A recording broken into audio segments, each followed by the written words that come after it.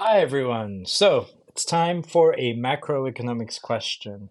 I know a lot of students find short-run aggregate supply, SRAS, quite confusing. Don't let, the really long name, short-run aggregate supply, confuse you.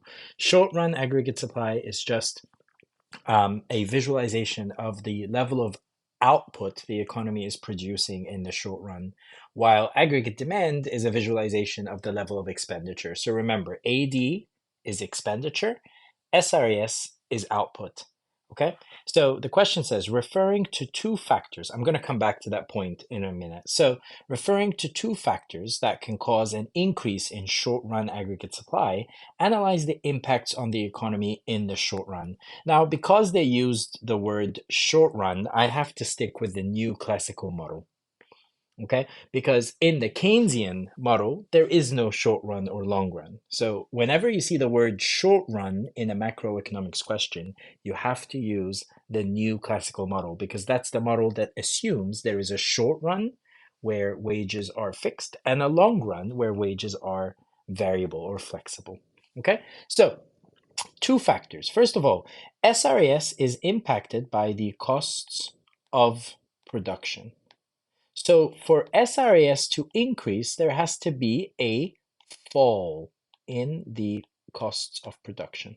So I picked two factors here. I said, let's assume there is falling oil prices and or a reduction in indirect taxes. Both of these will lower the costs of production of businesses because all businesses are impacted by oil prices. Oil prices impact the cost of energy, the cost of transport. Okay, all businesses are somehow impacted by oil prices. So falling oil prices will lead to a fall in the cost of production, and a reduction in indirect taxes will also lead to a fall in the cost of production. This will shift SRAS rightward from SRAS to SRAS1. So let's answer the question, what are the impacts on the economy in the short run? Okay, the first impact is that Y, real GDP, will increase from Y to Y1. This means that the economy is experiencing growth, so that's short-term economic growth, and there is job creation because the economy is producing more output. Okay, that means jobs are being created, there's a fall in unemployment. So that's the first impact. Economic growth, fall in unemployment. Okay, because of the increase of Y to Y1. What's the second impact? Well, you can see here APL falls to APL1.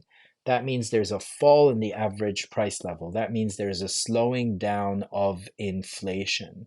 Inflation is slowing down. There is disinflation. Or if it's slowing down a lot, there is good deflation. This is the kind of deflation that's good. Okay. Now, whether it's a slowing down of inflation or deflation, it depends on what the original inflation rate was. But the idea is if there is inflation, that inflation is slowing down. Okay. So that's a good thing. Economic growth, good news. Yay, smiley face. Fall in unemployment, good news. Yay, smiley face. Slowing down of inflation, good news. Yay, smiley face. So an increase in SRAS is called a positive supply shock. Okay? Because basically all the impacts on the economy are positive, right? The economy grows, there's an expansion of economic activity, there's job creation, there's a fall in unemployment, and there's a slowing down of inflation. Okay? This is an example of how an increase in short-run aggregate supply impacts the macroeconomic indicators of the rate of economic growth, the unemployment rate, and the inflation rate. I hope you found this question useful. Please feel free to like the video, leave a comment if you have any questions. Check out the links below to see all of the resources that you can access. Consider becoming a member of the channel and join me on my weekly exam review sessions every Saturday on Zoom. Again, you'll find the information below. Have a great one. Bye.